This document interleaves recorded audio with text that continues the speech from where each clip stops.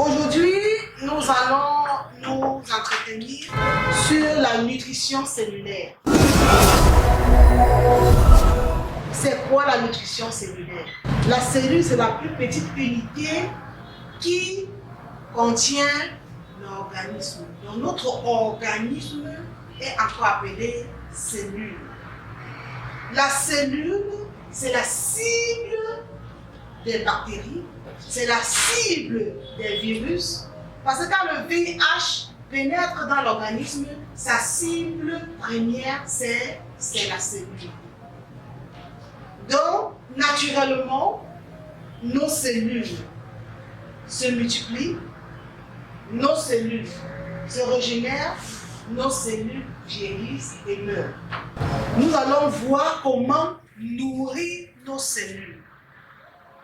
Parce que, prenons l'exemple sur cet édifice dans lequel nous trouvons. Considérons que cet édifice, notre organisme, c'est la cellule. Si les techniciens de bâtiment n'avaient pas mis en exergue des quantités proportionnelles d'eau, de sable, de gravier comme ça, pour que la construction soit élevée, on devrait être en train d'avoir peur maintenant parce que le mur est en train de s'effriter. Si on construit un édifice avec les murs, avec les parpaings effrités, on oserait vivre dans cet édifice. Parce que tôt ou tard, ça devrait chuter. C'est de la même façon que nous allons comprendre ce matin la nutrition cellulaire. La nutrition cellulaire à elle-même a été mise sur pied par un vaillant médecin biologiste français qu'on appelle Claude Lagarde. C'est lui qui a mis sur pied la nutrition cellulaire. Donc la nutrition cellulaire ne vient pas de un nutrition en maths. Ça a été mis sur pied par un médecin biologiste dont nous comprenons l'efficacité, l'importance de cette nutrition cellulaire. Quelle est la différence entre la nutrition elle-même et la nutrition cellulaire? Parce que si nous parvenons à comprendre la différence entre la nutrition et la nutrition cellulaire, nous allons comprendre l'importance de la nutrition cellulaire. La consommation des fibres contribue à la satiété et à la maîtrise du poids. Donc quand on mange, c'est pour prendre du poids, c'est pour être satié, c'est pour gérer la satiété. Les protéines favorisent la santé des muscles par exemple. Pourtant, la nutrition cellulaire prend sa source dans les cellules. C'est quand tu es jeune que tu comprends l'importance de la nutrition cellulaire. Parce qu'il utilise la source d'énergie dans les muscles.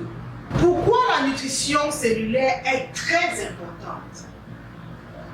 Parce que pour optimiser l'état de mieux-être général, il est essentiel de préserver la santé des cellules à travers la nutrition adéquate. Il ne faut pas seulement manger, mais il faut bien manger. Il ne faut pas seulement nourrir l'organisme, mais il faut bien nourrir l'organisme. Nous sommes constitués de nombreuses cellules, de milliards de cellules divers types. Nous avons les cellules du sang, nous avons les cellules de la peau, nous avons les cellules du tube conjonctif, nous avons des milliards de cellules. Donc, si nos cellules n'obtiennent pas la nourriture qu'il leur faut pour préserver notre santé, nous aurons le mal à avoir un organisme en santé dans son ensemble. La nutrition cellulaire est le point de départ pour maintenir en bon état les systèmes importants de l'organisme et préserver au mieux notre être physique général. Les cellules ont la capacité de se renouveler naturellement tous les 3 à 4 mois. Tous les 3 à 4 mois, une cellule a la capacité de se renouveler. Ainsi, équilibrer un terrain en profondeur prend un certain temps. L'individu normal l'individu posé a besoin de se nourrir physiologiquement, intellectuellement, spirituellement. La nutrition est le fondement d'une bonne santé puisqu'elle permet de créer la production de l'énergie par le glucose que nous consommons. Quand on parle de nutrition cellulaire, on parle de deux types de nutriments. Nous avons les macronutriments et les micronutriments. Dans les macronutriments, nous pouvons citer les protéines, les lipides, les glucides, tous venant de l'extérieur. Les micronutriments, qui sont des minéraux indispensables au bon fonctionnement de notre système, bien qu'ils soient moins riches en apports énergétiques que les macronutriments. Nous savons que pour avoir de l'énergie, il faut manger les glucides. Pour avoir de l'énergie, il faut manger gras. Pour tenir toute la journée, il faut manger lourd. Mais ici, les micronutriments n'ont pas cette teneur en énergie comme les macronutriments, mais ils sont très essentiels. Les micronutriments ont un rôle très important dans l'organisme parce qu'ils sont divisés en plusieurs catégories. Nous avons les minéraux, par exemple les carbonates, les sulfates, les oxydes. Nous avons les oligo-éléments, comme le fer, le cuivre, le sélénium, l'iode.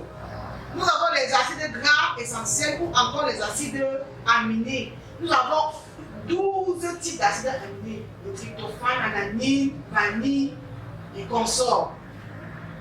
Une alimentation équilibrée. Quand on dit nutrition cellulaire, on parle de l'équilibration.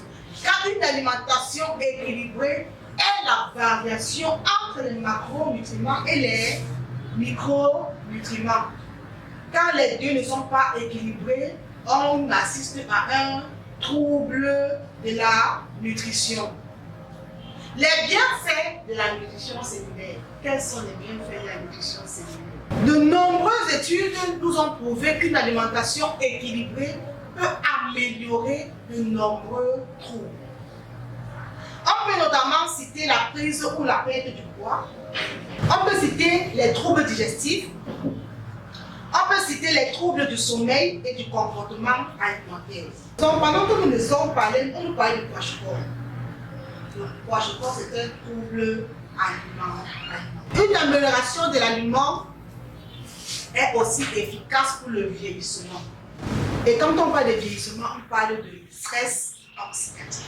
Nous avons donc des besoins nutritionnels pour aider notre cellule à régénérer, à se nourrir.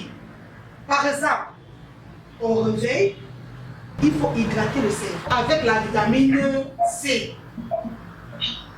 Par exemple, si tu prends une orange le matin à jeûne, tu as consommé une quantité de vitamine C. Ce n'est pas au hasard qu'on nous demande de boire la spiruline à jeûne. Ce n'est pas au hasard. Parce que la spiruline contient la vitamine C. Et la vitamine C permet d'hydrater le cerveau. Bien se nourrir, c'est aller étape par étape. Prendre les glucides au petit déjeuner parce que le cerveau a besoin de carburant, a besoin du carburant, a besoin d'énergie. Il faut prendre de glucides. En troisième, nous avons un repas complet le midi et le soir. À partir du glucide que nous avons fait au petit déjeuner, il faut l'énergie à continuer pour carburer la cellule.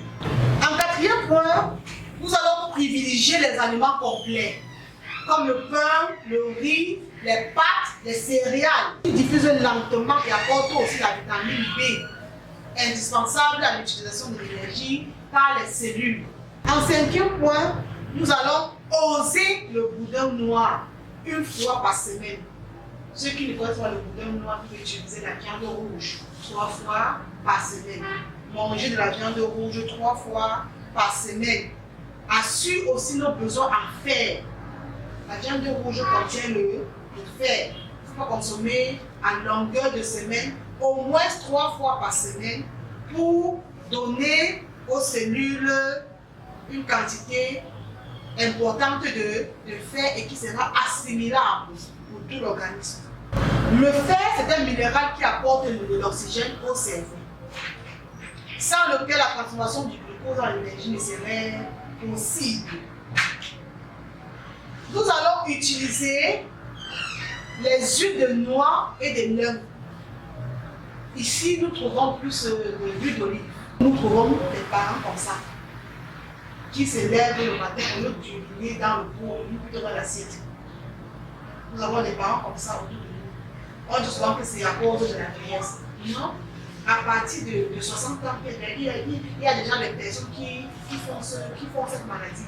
Ce n'est pas toujours à cause de la vieillesse. Ce n'est pas toujours à partir du troisième âge que ça se manifeste. Même au deuxième âge, ça se manifeste déjà.